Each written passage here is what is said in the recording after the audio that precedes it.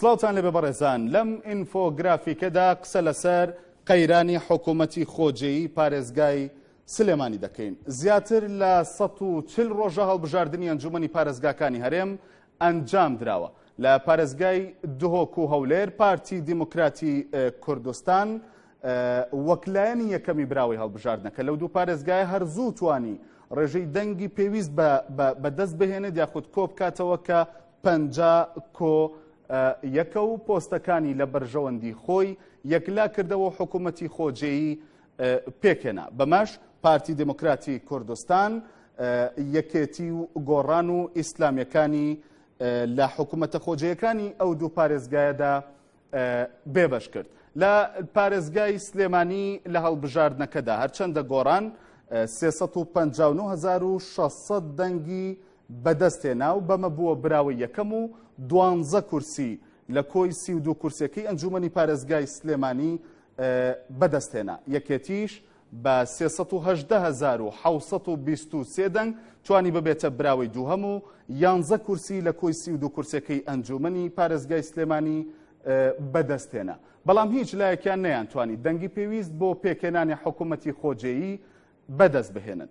دیارە کێبڕکەی ئەم دوو لایەنە واتە گۆڕان و یەکێتی دەگەڕێتەوە یاخود لە ساڵی 2009 دروست بوو، بەڵام دەرەنجامی هەڵبژاردننی 30 نیسان کێبڕکەی نێوان هەردوو لای تۆختر کردەوە و پارێزگاری بۆ هیچ لایەکیان یەکلا نەکردەوە. پۆستی پارێزگار لە ئێستادا بۆتە گرێکوێرەکە. پۆستی پارێزگاری سلێمانی 22 ساڵە لە دەستی یەکێتی نیشتیمانی کوردستاندایە، واتە ڕێک لە دوای ڕاپەڕینی ساڵی 1991ەوە. یەکێتی و گۆڕان لە هەڵبژاردننی ئەنجومەنی پارێزگاکاندا کێبڕکەیەکی توندیان ئەنجامدا بۆ بەدەستێنانی زۆرینەی دەنگەکانی پارێزگاکە، ئەوەش بەو هیوایی پۆستی پارێزگار بۆ خۆیان یەکلا بکەنەوانێ.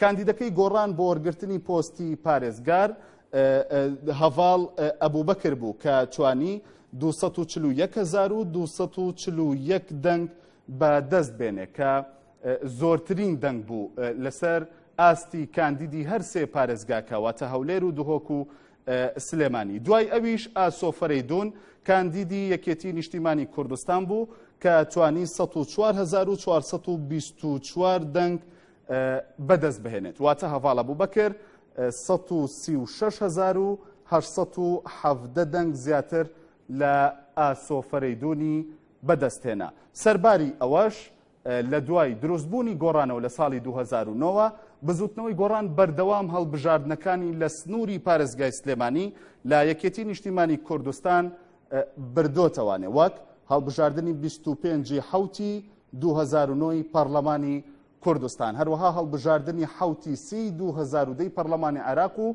هەروەها هەڵبژاردننی 21 ئەیلولی پەرلەمانی کوردستان کە لە ساڵی 2013دا ئەنجام درا و هەڵبژاردننی ئەنجومەنی پارێزگاکان و پەرلەمانی عێراق کە لە 30 نیسانی 2014دا بەڕێوەچوو. بەڵام لەگەڵ ئەوەشدا تا ئێستا بەرپرسانی باڵای یەکێتی ئامادەنین پۆستی پارێزگار ڕادستی هیچ لایەنێک بکەن، بەتایبەت گۆڕان کە براوەی یەکەمی هەڵبژاردنەکەیە. یەکێتی کە دەستی گرتووە بەسەر سەرجەم پۆستە ئیداری و ئەمنیەکانی پارێزگاکەدا دەڵێ لە سەرسینیەکی ئاڵتوونی پۆستی پارێزگار ڕادستی گۆڕان ناکەن، تەنانەت دەڵێن بۆمانەوەی دۆخی ئارامی پارێزگاکە دەبێت پۆستەکە لای یەکێتی نیشتیمانی کوردستان بێ، واتە لای ئەوان بێ. هەرچی گۆڕانیشە کە خاوەنی گەورەترین پێگەی جەماوەریە لەسەر ئاستی پارێزگاکە سوورە لەسەر ئەوەی پۆستی پارێزگار لە ژێر دەستی یەکێتی دەربهێنرێت. دێنە سەر ڕۆڵی لایەنەکانی تر لە قەیرانەکەدا. دیارە جگە لە گۆڕان و یەکێتی فراکسیۆنی خزمەت کە کۆمەڵ و یەکگرتووی ئیسلامی ئەم لیستەیان دروست کردووە و 4 کورسیان هەیە. پارتی دیموکراتی کوردستانیش خاوەنی 3 کورسیە لە نێو ئەنجومەنی پارێزگای سلێمانیدا، هەروەها لیستی کۆتای مەسیحەکان و لیستی هاوپەیمانی لایەنەکانی تر هەر یەک خاوەنی یەک کورسین. بەڵام تا ئێستا پارتی خۆی یەکلایی کردوتەوە و دەڵێت دەنگەکانی بۆ کاندیدەکەی گۆڕان دەبێت و پشتیوانی لە کاندیدی گۆڕان دەکەن بۆ پارێزگاری سلێمانی بۆ پێی گۆڕان براوەی یەکەم بووە و پشتگیری لە کاندیدەکەی ئەوان دەکەن بۆ حکوومەتی خۆجێی. تاکە کاندیدەکەی کۆتای مەسیحەکان و حیزبی سۆسیالیست تا ئێستا بە فەرمی پشتیوانی خۆیان بۆ هیچ لایەک واتە بۆ گۆڕان یاخود بۆ یەکێتی یەکلا نەکردوێتەوە و ڕایان نەگەیاندووە. بەڵام دەوترێت دەنگەکەی حیزبی سۆسیالیست بۆ یەکێتی یەکلا بۆتەوانێت. دێنە سەر پاشەکشەی ئیسلامیەکان.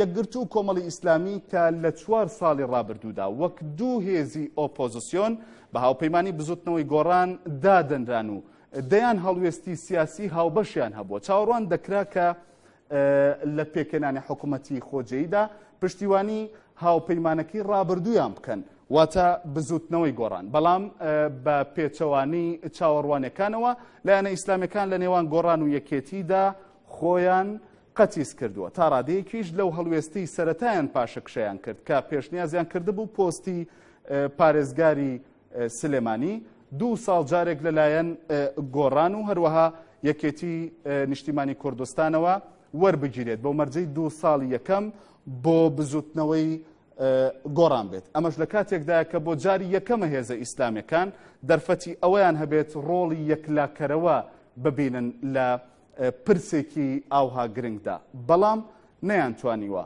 ڕۆڵەکەی خۆیان ببینن.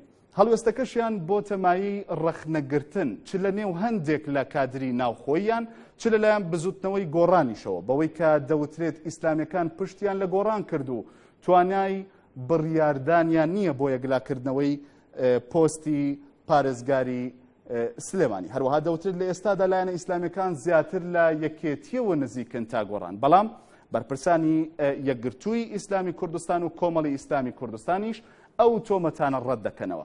هەموو ئەم کێشمە بۆتە هۆی دروستبوونی قەیرانی پێکەنانی حکوومەتی خۆجێیی سلێمانی و لەو نێوەندەشدا دانیشتوانی پارێزگاکە زەرمەندی یەکەمن. ئەم ئینفۆگرافیکە تایبەت بوو بە قسەکردن لەسەر قەیرانی خۆجێیی یاخود قەیرانی حکوومەتی خۆجێیی پارێزگای سلێمانی. هەر شاد بن.